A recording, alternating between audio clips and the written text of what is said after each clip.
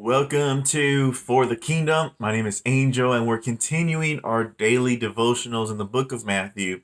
And today we are diving into the book of Matthew in chapter 15. So that's where we're at now.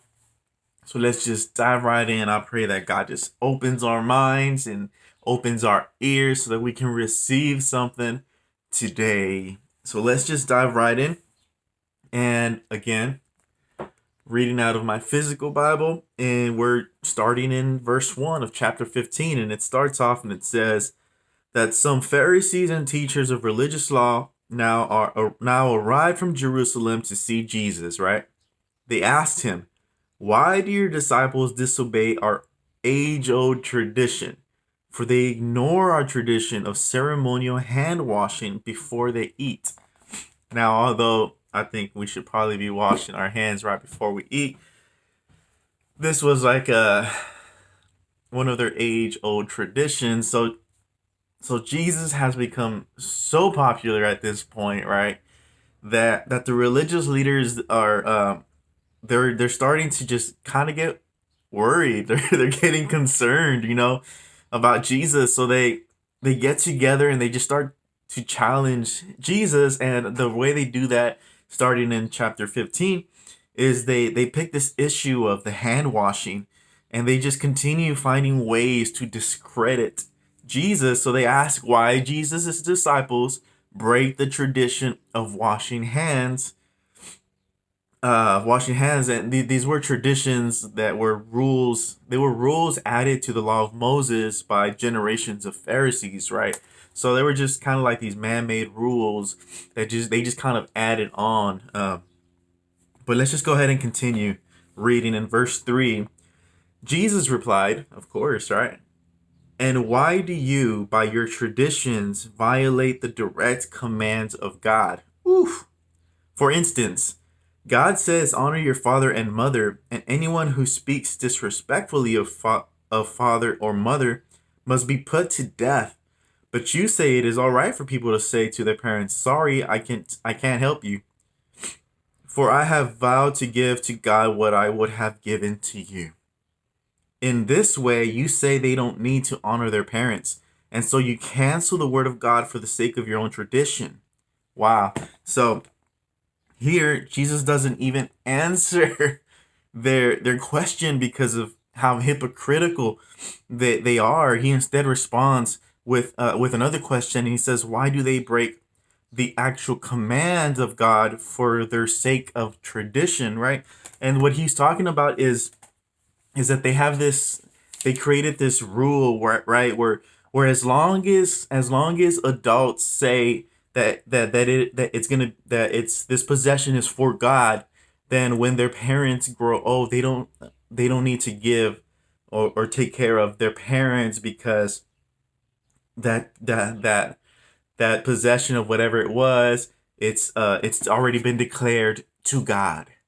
So it was kind of a way to keep your possessions without helping out your parents. It was kind of one of those things, right? It was like for their own benefit kind of thing, where they changed it a bit, and but it was going against God's command, which was to honor your father and your mother.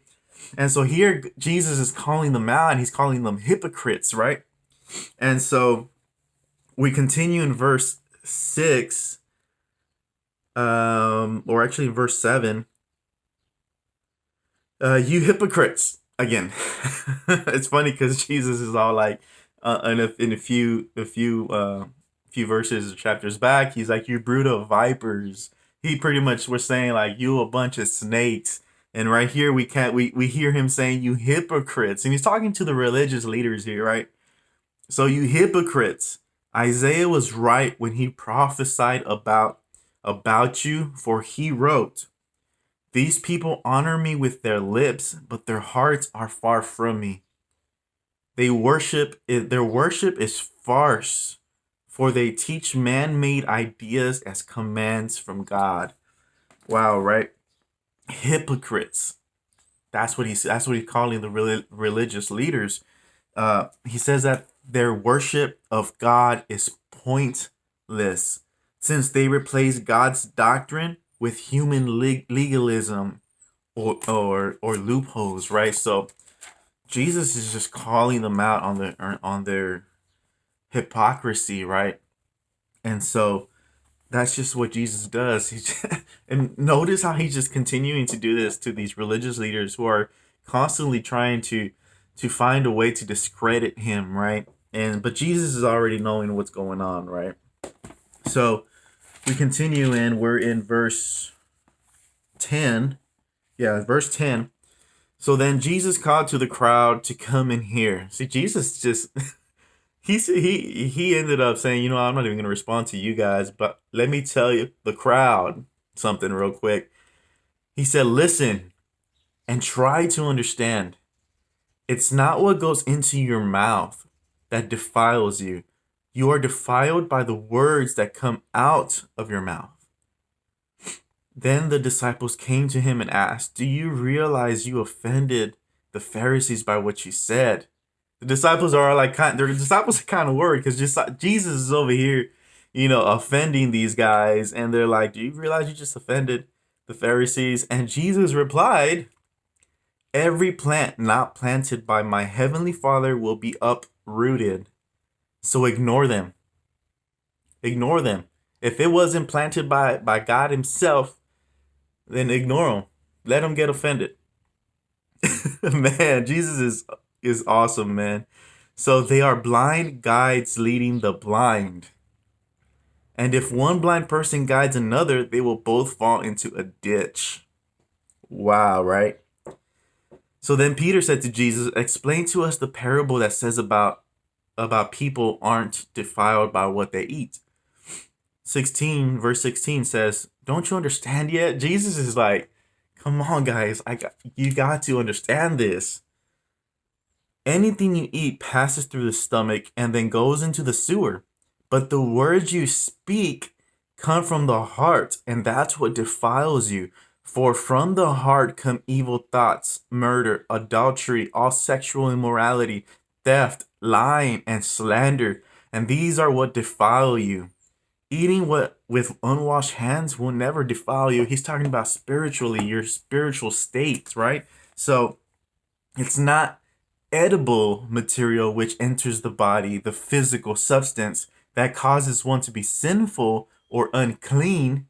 Rather, it's sin and corruption that come from what's inside a person as it expresses itself on the outside, right? So eating unclean food can't defile a person. People are defiled by their own sinfulness, which they express when they speak. So Jesus pretty much said that eating with unwashed hands has nothing to do with one's spiritual state. So that's why I feel like we've talked about this one before too in a previous video, how you got to be careful with what you say. And if you really want to get to know a person and where they stand, where their spiritual state is, where their heart posture is, listen. Like, don't say nothing. Just listen to how they speak. Listen to the words they choose to say. Are they speaking life or are they speaking death? Is there good fruit coming from the words they speak, or is it a dead fruit that's coming? That what people say says a lot about them. Says a lot because it says right here that from your heart it flows out, right? So it's very telling. That's why you have to be very careful about the words you speak, right? So in verse 21, so then Jesus left Galilee and went north to the region of Tyre and Sidon. And a Gentile woman who lived there came to him pleading, have mercy on me, O Lord, Son of David. And we go into okay. So, for my daughter is possessed by a demon that torments her severely. And this is where it gets interesting. But I want you to just hold on for a little bit, right? Hold on for a little bit because Jesus is about to do something that's going to kind of you're going to question Jesus for a bit right here. But just hold on for a second. In 23, but Jesus gave her no reply, not even a word. Then his disciples urged him to send her away. Tell her to go away, they said. She is bothering us with all her begging.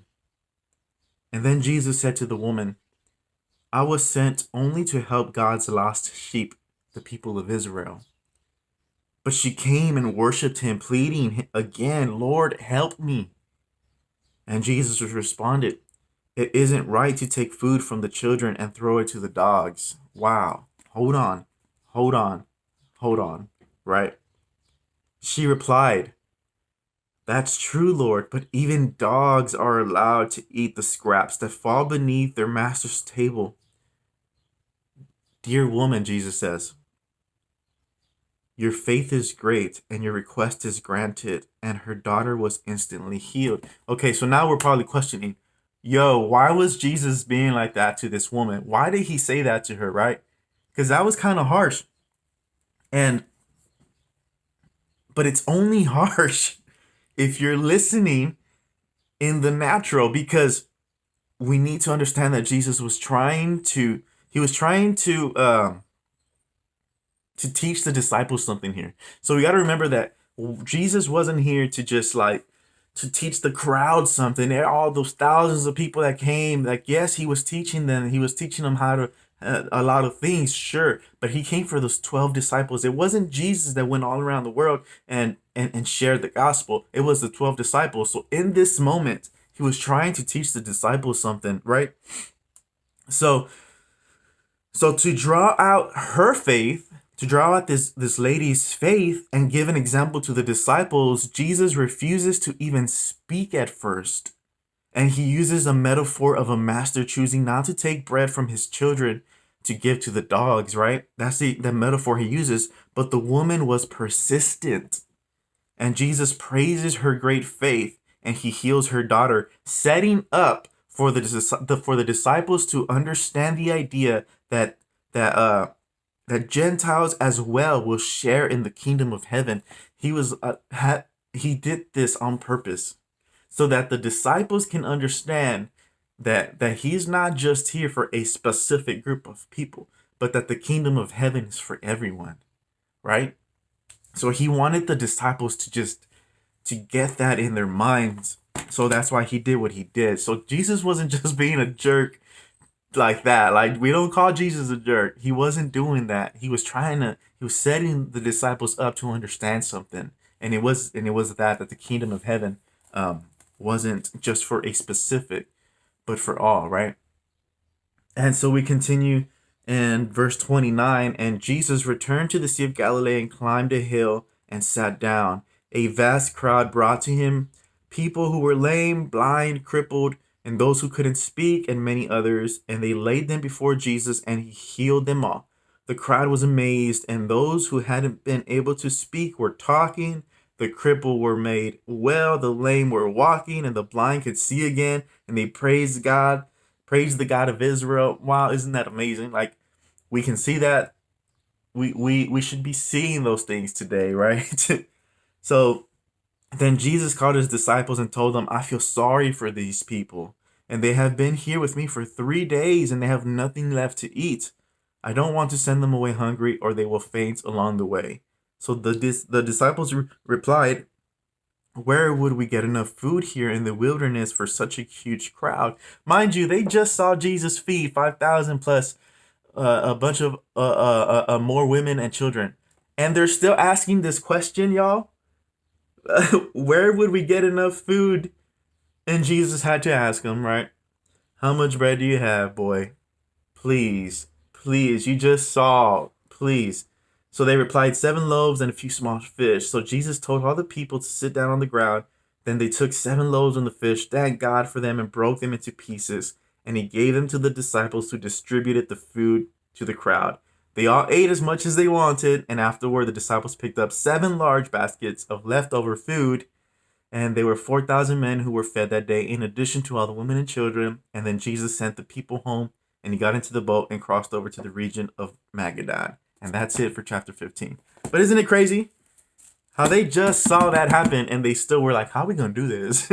Walking with Jesus. But that's us. We see Jesus do some amazing things and we still doubt sometimes. But let's not doubt. Let's know that Jesus is going to do some amazing things. So I pray that you were blessed by today's daily devotional. Have an amazing day, and we'll see you on the next one. God bless.